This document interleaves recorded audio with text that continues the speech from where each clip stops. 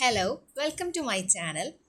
ഇന്ന് നമ്മൾ 2024 PSC നടത്തിയിട്ടുള്ള സിവിൽ എക്സൈസ് ഓഫീസർ എക്സാമിൻ്റെ ക്വസ്റ്റ്യൻ പേപ്പറാണ് പരിശോധിക്കുന്നത്. ഇതിൽ ആദ്യത്തെ ചോദ്യം വരുന്നത്, ചുവടെ തന്നിരിക്കുന്നവയിൽ 1857 ഒന്നാം സ്വാതന്ത്ര്യ സമരവുമായി ബന്ധപ്പെട്ട തെറ്റായ പ്രസ്താവന ഏതെന്നുള്ളതാണ്. അപ്പോൾ ക്വസ്റ്റ്യൻ നമുക്ക് കൺഫ്യൂഷൻ വരാൻ പാടില്ല. തെറ്റായ പ്രസ്താവന ഏത് എന്നുള്ളതാണ് ചോദ്യം വരുന്നത്. ഇതിൽ ഓപ്ഷൻസ് വരുന്നത്, ഫൈസാബാദിൽ വിപ്ലവം നയിച്ചത് നവാബ് വാജിദ് അലി ആണ്. ഇത് തെറ്റായ ഒരു ഓപ്ഷനാണ്. ഇനി ലക്നൌവിൽ വിപ്ലവം നയിച്ചത് മൗലവി അഹമ്മദുള്ള ആണ്. ഇതും തെറ്റാണ്. ഇനി ബീഹാറിലെ അറയിൽ വിപ്ലവം നയിച്ചത് കുൻവർ സിംഗ് ആണ്. ഇത് ശരിയായ ഓപ്ഷനാണ്. ഇനി ബറേലിയിൽ വിപ്ലവം നയിച്ചത് ഖാൻ ബഹദൂർ ഖാൻ ആണ്. ഇതും ശരിയായിട്ടുള്ള ഓപ്ഷനാണ്. അപ്പോൾ ഇതിൽ ആൻസർ വരുന്നത് ഓപ്ഷൻ എ ആണ്. അതായത് ഫൈസാബാദിൽ വിപ്ലവം നയിച്ചത് നവാബ് വാജിദ് അലി ആണ്. ഇത് തെറ്റാണ്. പകരം ഫൈസാബാദിൽ വിപ്ലവം നയിച്ചത് മൗലവി അഹമ്മദുള്ള ആണ്. ഓക്കെ, ഫൈസാബാദിൽ വിപ്ലവം നയിച്ചത് മൗലവി അഹമ്മദുള്ള തന്നെയാണ്. പക്ഷേ ലക്നൌവിൽ വിപ്ലവം നയിച്ചത് ആരാണ്? ബീഗം ഹസ്രത്ത് മഹലാണ്. ഓക്കെ, ലക്നൗ വിപ്ലവം നയിച്ചത് ബീഗം ഹസ്രത്ത് മഹൽ. അപ്പോൾ ആൻസർ വരുന്നത് ഓപ്ഷൻ എ ആണ്. അടുത്ത ചോദ്യം, തന്നിരിക്കുന്ന ജോഡികളിൽ തെറ്റായവ ഏത്? ഓപ്ഷൻസ്: തിരുവനന്തപുരത്ത് അടിമത്ത നിരോധനം 1812 ശരിയാണ്. കൊച്ചിയിൽ അടിമത്ത നിരോധനം 1845 ഇതും ശരിയാണ്. തിരുവനന്തപുരം യൂണിവേഴ്സിറ്റി കോളേജ് രൂപീകരണം 1837 തെറ്റായിട്ടുള്ള ഓപ്ഷനാണ്. ഇനി എറണാകുളം മഹാരാജാസ് കോളേജ് രൂപീകരണം 1875 ഇത് ശരിയാണ്. അപ്പോൾ ക്വസ്റ്റ്യൻ ഇതാണ്, തന്നിരിക്കുന്ന ജോഡികളിൽ തെറ്റായവ ഏത്? തെറ്റായവയാണ് നോക്കേണ്ടത്. 1837 അല്ല തിരുവനന്തപുരം യൂണിവേഴ്സിറ്റി കോളേജ് സ്ഥാപിച്ചത്, 1866 ആണ്. ഓക്കെ, അപ്പോൾ ആൻസർ വരുന്നത് ഓപ്ഷൻ സി ആണ്. തിരുവനന്തപുരത്ത് യൂണിവേഴ്സിറ്റി കോളേജ് രൂപീകരിച്ചത് 1866 മൂന്നാമത്തെ ചോദ്യം, ചുവടെ തന്നിരിക്കുന്നവയിൽ ചൈനീസ് വിപ്ലവവുമായി ബന്ധപ്പെട്ട തെറ്റായ പ്രസ്താവന ഏത്? വീണ്ടും നമ്മൾ ശ്രദ്ധിക്കേണ്ട കാര്യം, തെറ്റായ പ്രസ്താവന തന്നെയാണ് വീണ്ടും ചോദ്യം വരുന്നത്. ആർക്കും കൺഫ്യൂഷൻ വരാൻ പാടില്ല. ഓക്കെ, അപ്പോൾ ഓപ്ഷൻസ് വരുന്നത്, പീപ്പിൾസ് റിപ്പബ്ലിക് ഓഫ് ചൈന രൂപീകരിച്ചത് 1949 ഒക്ടോബർ 1 ഓക്കെ, ഇത് ശരിയാണ്. ഇനി രണ്ടാമത്തെ ഓപ്ഷൻ, യുദ്ധാനന്തരം ചിയാങ് കൈഷക്കും സംഘവും തായ്വാനിലേക്ക് ഓടിപ്പോയി ഇതും ശരിയാണ്. ചൈനയിൽ സാംസ്കാരിക വിപ്ലവം കൊണ്ടുവന്നത് മാവോ സെ തൂങ് ആണ്. ഓക്കെ, ഇതും ശരിയാണ്. ഇനി നാലാമത്തെ ഓപ്ഷൻ, മാവോ സെ തൂങ്ങിന് ശേഷം ഹുവ ഗുവോഫെങ് ചൈനയിൽ അധികാരത്തിൽ വന്നു. ഇത് തെറ്റാണ്. ഓക്കെ, അപ്പോൾ മൂന്നാമത്തെ ചുവടെ തന്നിരിക്കുന്നതിൽ ചൈനീസ് വിപ്ലവവുമായി ബന്ധപ്പെട്ട തെറ്റായ പ്രസ്താവന ഏതെന്നുള്ളതാണ്. ഇതിൽ തെറ്റായ പ്രസ്താവന എന്ന് പറയുന്നത് നാലാമത്തതാണ്, മാവോ സെ തൂങ്ങിന് ശേഷം ഹുവ ഗുവേഫെങ് ചൈനയിൽ അധികാരത്തിൽ വന്നു എന്നുള്ളതാണ് തെറ്റ്. ഓക്കെ, അപ്പോൾ ആൻസർ വരുന്നത് ഓപ്ഷൻ ഡി ആണ്. അടുത്ത ചോദ്യം, സാമൂഹ്യ പരിഷ്കർത്താവായ ചട്ടമ്പി സ്വാമികളുമായി ബന്ധപ്പെട്ട തെറ്റായ പ്രസ്താവന ഏത്? ഇതിൽ വീണ്ടും ചോദ്യം ആവർത്തിക്കുന്നത് തെറ്റായ പ്രസ്താവന ഏതെന്നുള്ളതാണ്. അതിൽ ഓപ്ഷൻസ് വരുന്നത്, 1851 തിരുവനന്തപുരം ജില്ലയിലെ കൊല്ലൂരിൽ ജനനം. ഇത് തെറ്റാണ്. ഇനി സ്വാമിനാഥ ദേശികർ ചട്ടമ്പി സ്വാമികളെ തമിഴ് വേദാന്ത ശാസ്ത്രം അഭ്യസിപ്പിച്ചു ശരിയാണ്. ചട്ടമ്പി സ്വാമികളുടെ സ്മാരകം സ്ഥിതി ചെയ്യുന്നത് പന്മനയിലാണ് ശരിയാണ്. ഇനി നാലാമത്തെ ഓപ്ഷൻസ്, കേരളത്തിലെ ദേശനാമങ്ങൾ ചട്ടമ്പി സ്വാമികളുടെ കൃതിയാണ് ഇതും ശരിയാണ്. അപ്പോൾ ഇതിൻ്റെ ആൻസർ വരുന്നത് ഓപ്ഷൻ എ ആണ്. അതായത് 1851 തിരുവനന്തപുരം ജില്ലയിൽ കൊല്ലൂരിൽ ജനനം എന്നുള്ളതാണ് തെറ്റ്. ചട്ടമ്പി സ്വാമികൾ ജനിച്ചത് 1853 അതും കണ്ണമ്മൂലയിലാണ് ജനിച്ചത്. 1853 കണ്ണമ്മൂലയിലാണ് ജനിച്ചത്. അപ്പോൾ ഓപ്ഷൻ എ ആണ് ശരിയായിട്ടുള്ള ഉത്തരം. തെറ്റായ പ്രസ്താവന എന്ന് പറയുന്നത് 1851 തിരുവനന്തപുരം ജില്ലയിലെ കൊല്ലൂരിൽ ജനനം എന്നുള്ളതാണ്. പകരം 1853 കണ്ണമ്മൂലയിലാണ് തിരുവനന്തപുരത്ത് ചട്ടമ്പിസ്വാമികൾ ജനിച്ച സ്ഥലം വരുന്നത്. ഇനി അഞ്ചാമത്തെ ചോദ്യം, ചുവടെ തന്നിരിക്കുന്നവയിൽ ശരിയായ ജോഡികൾ ഏവ? അപ്പോൾ ഒന്നാമത്തത് ശരിയാണ്, നാഗ്പൂർ സമ്മേളനം നിസ്സഹകരണ പ്രസ്ഥാനമാണ്. ഇനി ബോംബെ സമ്മേളനം തെറ്റാണ്, പൂർണ്ണ സ്വരാജ് പ്രമേയം. ലാഹോർ സമ്മേളനം ക്വിറ്റ് ഇന്ത്യ പ്രമേയം തെറ്റാണ്. ഇനി ഓപ്ഷൻ ഡി, സൂററ്റ് സമ്മേളനം ഇന്ത്യൻ നാഷണൽ കോൺഗ്രസ് ശരിയാണ്. അപ്പോൾ ഇതിൽ ഓപ്ഷൻസ് ഡി ആണ് ശരിയായിട്ട് വരുന്നത്. ആറാമത്തെ ചോദ്യം, അന്താരാഷ്ട്ര ടെസ്റ്റ് ക്രിക്കറ്റ് ചരിത്രത്തിൽ ഇന്ത്യൻ ടീമിന്റെ ഏറ്റവും കുറഞ്ഞ ഇന്നിംഗ്സ് സ്കോർ ഏത് രാജ്യത്തിനെതിരെയായിരുന്നു? ഇതിലെ ആൻസർ വരുന്നത് ഓസ്ട്രേലിയ ആണ്. ഓപ്ഷൻ ബി ഓസ്ട്രേലിയ ആണ് ഇതിന്റെ ശരിയായിട്ടുള്ള ഉത്തരം. ഏഴാമത്തെ ചോദ്യം, സിങ്ക് ഹോളുകളുടെ രൂപീകരണത്തിന് കാരണമാകുന്ന രൂപവൽക്കരണ സഹായി ഏതാണെന്നുള്ളതാണ് ഏഴാമത്തെ ചോദ്യം. ഇതിൻ്റെ ആൻസർ വരുന്നത് ഭൂഗർഭജലമാണ്. ഓക്കെ, ഭൂഗർഭജലമാണ് ഇതിൻ്റെ ആൻസർ വരുന്നത്. എട്ടാമത്തെ ചോദ്യം, ലോകത്തിലെ ഏറ്റവും ഉയരം കൂടിയ വേലിയേറ്റങ്ങൾ ഉണ്ടാകുന്ന രാജ്യം? ഇതിൻ്റെ ആൻസർ കാനഡയാണ്. അപ്പോൾ ലോകത്തിലെ ഏറ്റവും കൂടുതൽ ഉയരം കൂടിയ വേലിയേറ്റങ്ങൾ ഉണ്ടാകുന്ന രാജ്യം കാനഡയാണ്. ഇനി കടുപ്പം കുറഞ്ഞ ധാതു ഏതെന്നുള്ളതാണ് അടുത്ത ചോദ്യം വരുന്നത്.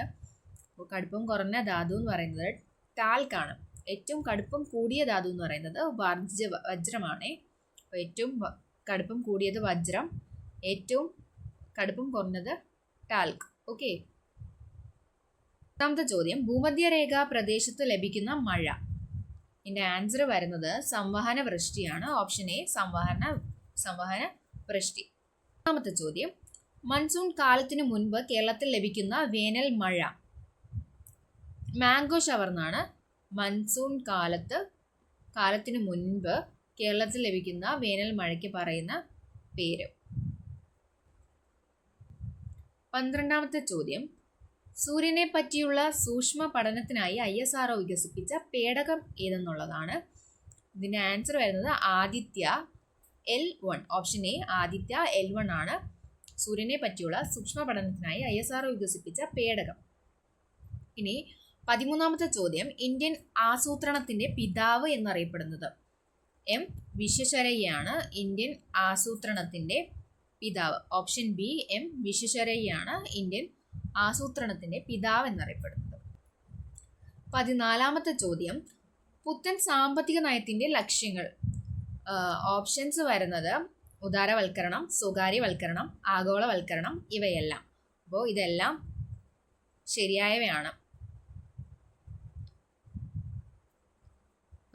ഉദാരവൽക്കരണം, ആഗോളവൽക്കരണവും സ്വകാര്യവൽക്കരണവും എല്ലാം പുത്തൻ സാമ്പത്തിക നയത്തിന്റെ ലക്ഷ്യങ്ങളാണ്. അപ്പോൾ ഇവയെല്ലാം എന്നുള്ളതാണ് ആൻസർ വരുന്നത്. 15ാമത്തെ ചോദ്യം, ഖാരിഫ് വിളകൾ വിളവെടുക്കുന്ന സമയം? ഇതിൻ്റെ ആൻസർ വരുന്നത് ഓപ്ഷൻ സി ആണ്. സെപ്റ്റംബർ മുതൽ ഒക്ടോബർ വരെയാണ് ഖാരിഫ് വിളകൾ വിളവെടുക്കുന്ന സമയം. 16ാമത്തെ ചോദ്യം, ഹരിത വിപ്ലവത്തിന്റെ ഏഷ്യൻ ഭവനം എന്നറിയപ്പെടുന്ന രാജ്യം ഏത്? ഓപ്ഷൻസ് ഉണ്ട്, ഫിലിപ്പീൻസ്, ഇന്ത്യ, ശ്രീലങ്ക, പാകിസ്ഥാൻ. അപ്പോൾ ഇന്ത്യയും അല്ല, ശ്രീലങ്കയല്ല, പാകിസ്ഥാനും അല്ല, ഫിലിപ്പീൻസ് ആണ് ഇതിൻ്റെ ശരിയായിട്ടുള്ള ആൻസർ വരുന്നത്. ഇനി 17ാമത്തെ ചോദ്യം, 2022-23 കൂടി ഇന്ത്യയുടെ നവീകരണം ലക്ഷ്യമാക്കി നീതി ആയോഗ് ആരംഭിച്ച സംരംഭം ഏതാണെന്നുള്ളതാണ് ചോദ്യം വരുന്നത്. ഇനി ആൻസർ വരുന്നത് strategy for new India at 75. Option B ആണ് ആൻസർ വരുന്നത്. 18ാമത്തെ ചോദ്യം, 2023 ലോക ബാങ്കിന്റെ ലോജിസ്റ്റിക് പെർഫോമൻസ് സൂചികയിൽ ഇന്ത്യയുടെ സ്ഥാനമാണ് ചോദിക്കുന്നത്. ആൻസർ വരുന്നത് ഓപ്ഷൻ എ 38 ആണ്. അപ്പോൾ 38ാമത്തെ സ്ഥാനമായിരുന്നു 2023 ലോക ബാങ്കിന്റെ ലോജിസ്റ്റിക് പെർഫോമൻസ് സൂചികയിൽ ഇന്ത്യയുടെ സ്ഥാനം ആയിരുന്നത്. 19ാമത്തെ ചോദ്യം, ഇന്ത്യൻ ഭരണഘടനാ നിർമ്മാണവുമായി ബന്ധപ്പെട്ട താഴെ തന്നിരിക്കുന്ന പ്രസ്താവനകളിൽ തെറ്റ് ഏതെന്നുള്ളതാണ് ചോദ്യം. ശ്രദ്ധിക്കേണ്ട കാര്യം തെറ്റ് ഏതാണെന്നുള്ളതാണ് ചോദിക്കുന്നത്. ഓപ്ഷൻസ്: ഭരണഘടന ഹിന്ദിയിലും ഇംഗ്ലീഷിലും എഴുതണമെന്ന നിർദ്ദേശം അംഗീകരിച്ചത് 1947 ജനുവരിയിൽ നടന്ന സമ്പൂർണ്ണ സമ്മേളനത്തിലാണ്. ശരിയാണ്. രണ്ടാമത്തെ ഓപ്ഷൻ: ഈ നിർദ്ദേശം മുന്നോട്ട് വെച്ചത് ഡോക്ടർ രാജേന്ദ്ര പ്രസാദ് ആണ്. ശരിയാണ്. ലക്ഷ്യപ്രമേയം അംഗീകരിച്ചതും ഈ സമ്പൂർണ്ണ സമ്മേളനത്തിലൂടെയാണ്. ശരിയാണ്. ഇനി അടുത്ത ഓപ്ഷൻ: ലക്ഷ്യപ്രമേയത്തെ ജവഹർലാൽ നെഹ്റു എതിർത്തു. ഇത് തെറ്റാണ്. ജവഹർലാൽ നെഹ്റു അംഗീകരിച്ചതാണ്, എതിർത്തിട്ടില്ല. ഓക്കെ, അപ്പോൾ ആൻസർ വരുന്നത് ഓപ്ഷൻ ബി ആണ്. ആൻസർ ഓപ്ഷൻ ബി ആണ് ആൻസർ. 20ാമത്തെ ചോദ്യം, താഴെ തന്നിരിക്കുന്നവയിൽ പൗരത്വവുമായി ബന്ധപ്പെട്ട് ശരിയായ പ്രസ്താവന ഏവ? ഇതിൻ്റെ ഓപ്ഷൻസ്: OCI എന്നതിൻ്റെ പൂർണ്ണരൂപം ഓവർസീസ് സിറ്റിസൺ ഓഫ് ഇന്ത്യ എന്നാണ്. ശരിയാണ്. 2, ഭരണഘടനയുടെ 2ാം ഭാഗത്ത് പൗരത്വത്തെക്കുറിച്ച് പ്രതിപാദിക്കുന്നു. ശരിയാണ്. ഭരണഘടനയുടെ 6 മുതൽ 11 വരെയുള്ള വകുപ്പുകൾ പൗരത്വത്തെക്കുറിച്ച് പ്രതിപാദിക്കുന്നു. തെറ്റാണ്. ഓപ്ഷൻ 4, ഇന്ത്യക്കാർക്ക് നേപ്പാൾ സന്ദർശിക്കാൻ വിസ ആവശ്യമില്ല. ഇതും ശരിയാണ്. അപ്പോൾ 3ാമത്തെ ഓപ്ഷനാണ് തെറ്റ്. പ്രസ്താവനകൾ ഏതെന്നാണ് ചോദ്യം വരുന്നത്. 1, 2, 4 ആണ് ശരി വരുന്നത്. ഓപ്ഷൻ എ ആണ് ശരി. അപ്പോൾ ഭരണഘടനയുടെ 6 മുതലല്ല 5 മുതൽ 11 വരെയുള്ള വകുപ്പുകളാണ് പൗരത്വത്തെക്കുറിച്ച് പ്രതിപാദിക്കുന്നത്. അടുത്ത ചോദ്യം, ആമുഖം ഒരു പ്രഖ്യാപനത്തേക്കാൾ കൂടുതലാണ്. അത് നമ്മുടെ ഭരണഘടനയുടെ ആത്മാവാണ്. നമ്മുടെ രാഷ്ട്രീയ സമൂഹത്തിൻ്റെ മാതൃകയാണത്. ഒരു വിപ്ലവത്തിനല്ലാതെ മറ്റൊന്നിനും മാറ്റാൻ കഴിയാത്ത ഒരു ദൃഢനിശ്ചയം അതിൽ അടങ്ങിയിരിക്കുന്നു. ഇന്ത്യൻ ഭരണഘടനയുടെ ആമുഖത്തെക്കുറിച്ച് ഇങ്ങനെ പറഞ്ഞതാരും? ഇതാണ് ചോദ്യം വരുന്നത്. അപ്പോൾ ആൻസർ വരുന്നത് ഓപ്ഷൻ സി ആണ്, ജസ്റ്റിസ് ഹിദായത്തുള്ള. 22ാമത്തെ ചോദ്യം വരുന്നത്, മൗലിക അവകാശങ്ങളുമായി ബന്ധപ്പെട്ട് ശരിയായ പ്രസ്താവന കണ്ടെത്തുക എന്നുള്ളതാണ്. ഇനി ആൻസർ വരുന്നത്, മൗലിക അവകാശങ്ങളിൽ ചിലത് പൗരന്മാർക്ക് മാത്രമേ ലഭിക്കൂ. ശരി. ചില മൗലികാവകാശങ്ങൾ ഏത് വ്യക്തിക്കും ലഭിക്കും. ഇത് ശരിയാണ്. നിയമത്തിനു മുന്നിൽ തുല്യതയ്ക്കുള്ള അവകാശം ഏതൊരു വ്യക്തിക്കും ലഭിക്കും. ഇതും ശരിയാണ്. 4ാമത്തത്, പൊതു തൊഴിലിൻ്റെ കാര്യത്തിൽ അവസര സമത്വം ലഭിക്കുന്നത് ഇന്ത്യൻ പൗരന്മാർക്ക് മാത്രമാണ്. ഇതും ശരിയാണ്. അപ്പം ആൻസർ വരുന്നത് ഓപ്ഷൻ ഡി. 1, 2, 3, 4 ശരിയാണ്. അടുത്ത ചോദ്യം, ചേരുംപടി ചേർക്കുക. ഇന്ത്യ കടമെടുത്ത രാജ്യങ്ങളേവ? 1ാമത്തത് നിർദ്ദേശക തത്വങ്ങളാണ്. അത് ഇന്ത്യ കടം കൊണ്ടിട്ടുള്ളത് അയർലൻഡിൽ നിന്നാണ്. ഇനി 2ാമത്തത് മൗലിക കർത്തവ്യങ്ങൾ. ഓക്കെ, മൗലിക കർത്തവ്യങ്ങളാണ്. അത് ഇന്ത്യ കടം കൊണ്ടിട്ടുള്ളത് റഷ്യയിൽ നിന്നാണ്. ഇനി 3ാമത്തതായി അവശിഷ്ട അധികാരങ്ങൾ. അത് ഇന്ത്യ കടം കൊണ്ടിട്ടുള്ളത് കാനഡയിൽ നിന്നാണ്. 4ാമതായി ഭരണഘടനാ ഭേദഗതി. ഇത് ദക്ഷിണാഫ്രിക്കയിൽ നിന്നാണ് കടം കൊണ്ടിട്ടുള്ളത്. അപ്പോൾ ആൻസർ വരുന്നത് ഓപ്ഷൻ എ ആണ്. അടുത്ത ചോദ്യം, ഡാഷ് സ്ഥാനത്തേക്കുള്ള തിരഞ്ഞെടുപ്പിന് താഴെ പറയുന്ന യോഗ്യതകൾ ആവശ്യമാണ്. യോഗ്യതകൾ എന്താണെന്ന് നോക്കാം. ഇന്ത്യൻ പൗരനായിരിക്കണം, 35 വയസ്സ് പൂർത്തിയായിരിക്കണം, ലാഭകരമായ ഒരു പദവിയും വഹിക്കരുത്, രാജ്യസഭാംഗമായി തിരഞ്ഞെടുക്കാൻ യോഗ്യത ഉണ്ടായിരിക്കണം. ഇതാരെ പറ്റിയിട്ട് പറയുന്നതെന്ന് വെച്ചാൽ ഉപരാഷ്ട്രപതിയെ പറ്റിയിട്ടാണ്. അപ്പോൾ ഉപരാഷ്ട്രപതിക്ക് വേണ്ട യോഗ്യതകളാണ് തന്നിട്ടുള്ളത്. ആൻസർ ഓപ്ഷൻ ഡി, ഉപരാഷ്ട്രപതിയാണ്. അടുത്ത ചോദ്യം വരുന്നത്, പുസ്തകങ്ങളും അവരുടെ രചയിതാക്കളെയും കണ്ടെത്തുക എന്നുള്ളതാണ്. ഓപ്ഷൻസ് വരുന്നത്, the power of the prime minister എഴുതിയത് ഹംഫ്രി ബെർക്കലിയാണ്. ഇനി സ്പിരിറ്റ് ഓഫ് ലോസ്, നിയമങ്ങളുടെ അന്തസത്ത എഴുതിയിട്ടുള്ളത് മൊണ്ടസ്ക്യൂ ആണ്. ഇന്ത്യ 2020 എഴുതിയത് ഡോക്ടർ APJ അബ്ദുൽ കലാമാണ്. മൈ ട്രൂത്ത് എഴുതിയിട്ടുള്ളത് ഇന്ദിരാഗാന്ധിയാണ്. അപ്പോൾ ഓപ്ഷൻ ബി ആണ് കറക്റ്റ് ആയിട്ടുള്ള ആൻസർ വരുന്നത്. ചോദ്യം, താഴെ തന്നിരിക്കുന്നവയിൽ തെറ്റായ ജോഡികൾ ഏവ എന്നുള്ളതാണ്. ജോഡികൾ ഏതൊക്കെയാണെന്ന് നോക്കാം. ബൽവന്തരായ് കമ്മീഷൻ 1957 ശരിയാണ്. PK തുങ്കൻ കമ്മീഷൻ 1990 തെറ്റാണ്. അശോക് മേത്ത കമ്മീഷൻ 1977 ശരിയാണ്. സർക്കാരിയ കമ്മീഷൻ 1983 ഇത് ശരിയാണ്. അപ്പോൾ ഇതിൽ തെറ്റായിട്ട് വരുന്നത് PK തുങ്കൻ കമ്മീഷനാണ്. 1990 അല്ല, 1989 ആണ്. 1989 PK തുങ്കൻ കമ്മീഷൻ.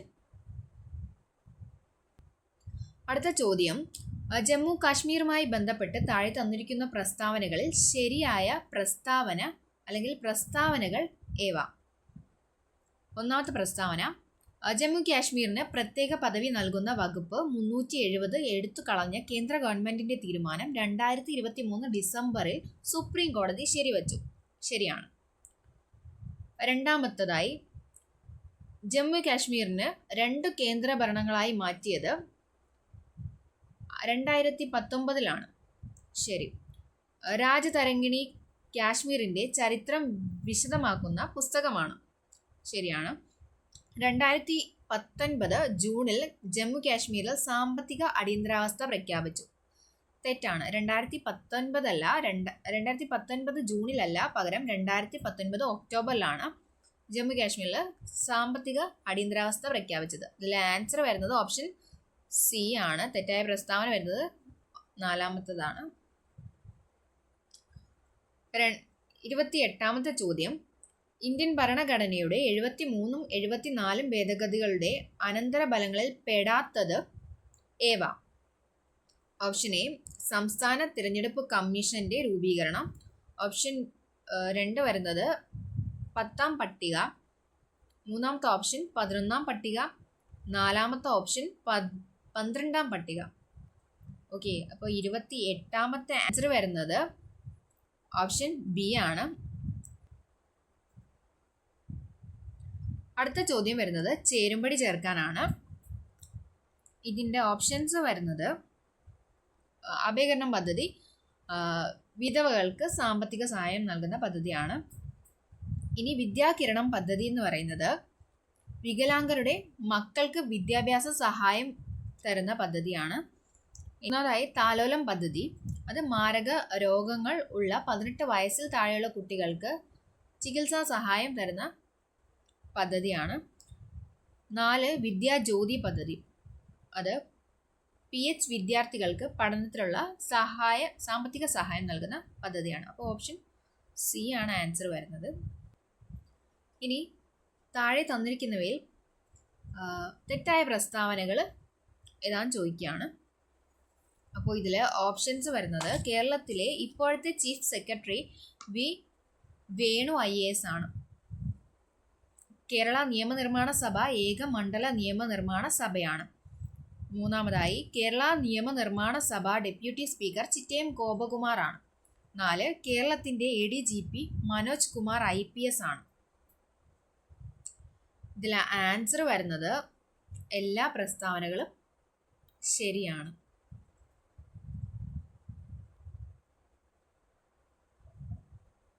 അടുത്ത ചോദ്യം, ഇന്ത്യൻ ഭരണഘടനയുടെ വകുപ്പ് 400A എന്തിനെക്കുറിച്ച് പ്രതിപാദിക്കുന്നു? ഓപ്ഷൻ എ വിദ്യാഭ്യാസ മൗലിക അവകാശമാക്കി. ബി സ്വത്തവകാശം നിയമപരമായ അവകാശമായി മാറ്റി. സി GSTയുമായി ബന്ധപ്പെട്ട വകുപ്പ്. ഡി ഇവയൊന്നുമല്ല. ആൻസർ വരുന്നത് ഡി ആണ്, ഇവയൊന്നുമല്ല. അടുത്ത ചോദ്യം, ഏറ്റവും കൂടിയ അനുപാതത്തിൽ ആഗോള താപനത്തിന് കാരണമാകുന്ന ഹരിതഗൃഹ വാതകം ഏത്? ആൻസർ വരുന്നത് കാർബൺ ഡൈ ഓക്സൈഡ് ആണ്. Option B carbon dioxide ആണ് ഏറ്റവും കൂടിയ അനുപാതത്തിൽ ആഗോള താപനത്തിന് കാരണമാകുന്ന ഹരിതഗൃഹ വാതകം. അടുത്ത ചോദ്യം, താഴെ തന്നിരിക്കുന്ന പ്രസ്താവനകളിൽ ഏറ്റവും ശരിയായത് ഏത്? പ്രസ്താവന ഇതാണ്: മനുഷ്യ ഹൃദയത്തിൻ്റെ പേസ് മേക്കർ സ്ഥിതി ചെയ്യുന്നത്. ഓപ്ഷൻ ഉണ്ട്. ഓപ്ഷൻ വായിച്ചാൽ ചിലപ്പോൾ കൺഫ്യൂഷൻ വരാൻ ചാൻസ് ഉണ്ട്. അതുകൊണ്ട് ആൻസർ പറയാം. വലത് ഏട്രിയത്തിൻ്റെ വലതു മുകൾ കോണിൽ. അപ്പോൾ മനുഷ്യ ഹൃദയത്തിൻ്റെ പേസ് മേക്കർ സ്ഥിതി ചെയ്യുന്നത് വലത് ഏട്രിയത്തിൻ്റെ വലത്